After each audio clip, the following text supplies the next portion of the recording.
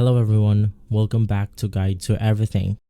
In today's video, I'll show you on how you can connect or link AMP Futures account to NinjaTrader 8. So the first thing that you want to do is to download the application from the official website right here. And right after that, we just have to enable a setting in order to connect our AMP Futures to NinjaTrader. So just click on the tools button, click on settings, and then you want to make sure that the multi-provider options is enabled.